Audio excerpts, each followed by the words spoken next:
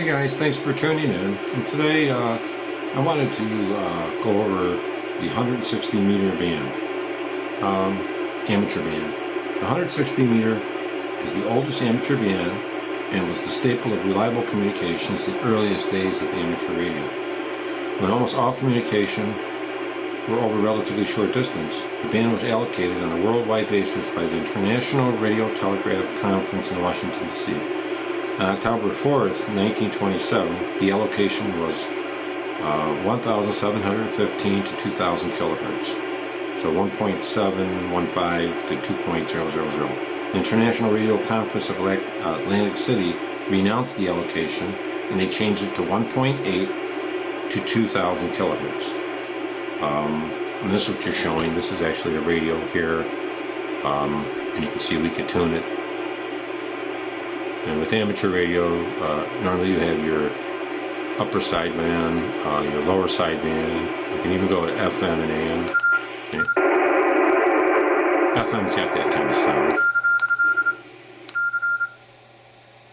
Okay. And then you can go there to lower sideband. Make it a little louder if you can hear anything. But 1.8 to 2. And when we're stopping right at 2. I don't have much on here right now because my antenna is not up too high, but and on ham air radios they have different, I like, this is a TS2000 and it has the speech processor in it. There's noise blanker, you can run 2 antennas, stuff like that, so it's kind of neat. As the frequency bands were developed in the mid-1920s, along with their smaller and more convenient antennas, the 160 meters fell into a period of relative non-use. While there has always been activity on the band, fewer and fewer hams are willing or able to, due to lack of sufficient real estate, to put up antennas necessary to take advantage of the band's unique properties. For most amateurs, the HF bands are much easier to use, and HF antennas need a lot less real estate. After World War II, a 160 meter band was apparently not coming back. A large part of the U.S. 160 meter band was allocated on a primary basis to LORAN radio navigation systems. Many older hams recall with no fondness the ear-shattering buzzsaw racket of high-power LORAN stations that began in 1942. Until LORAN-A was phased out in North America on December 31st, 1980, most of the world, by 1985, LORAN was still operating in China and in Japan in 1985.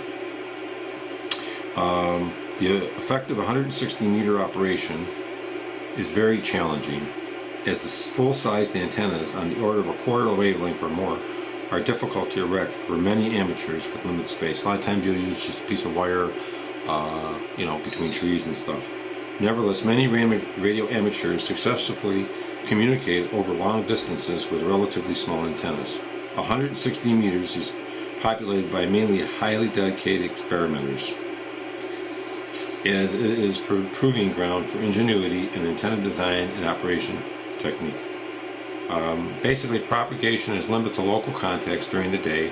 Long distance contacts are possible at night, especially around sunrise and sunset, and during periods of sunspot activity.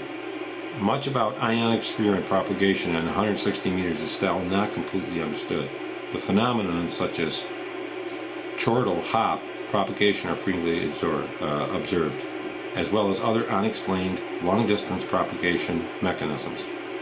Inexplicable radio blackouts, sometimes encountered on the AM broadcast band, also occur at 160 meters. Many of these phenomena have been investigated by the scientific community. The International Communications Unit allocated frequencies of 1.810 to 2.000 kilohertz, or 2,000 kilohertz. 1810 to 2,000 kilohertz. When I put the point in, I'm dividing it out. To the amateur radio operations in the ITU Region 1. The ITU Region 1 is Europe, Greenland, Africa, Middle East, west of the Persian Gulf, and including Iraq and the former Soviet Union and Mongolia, and 1800 to 2000 in the rest of the world. So they give it extra 10. But I wanted to bring that up, and that is the 160 meter amateur band. This is just a radio that I use to, let me just show you here. This is TS2000. I use this because it has a lot of frequencies in it, allow me to go through some of the different frequencies and the imagery and tell you about them. But, that is the frequency. And a lot of times I'll sometimes shoot to AM, and sometimes I find stuff on AM too. But you want to get out of that CW. Let's see here.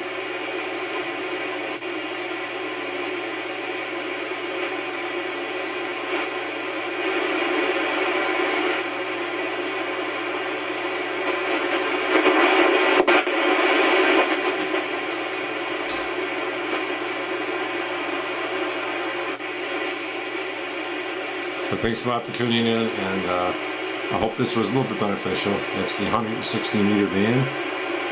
Like I say, it goes from the 1800 to 2000 kilohertz, or 1.8 to 2 megahertz. Thank you. Have a nice day.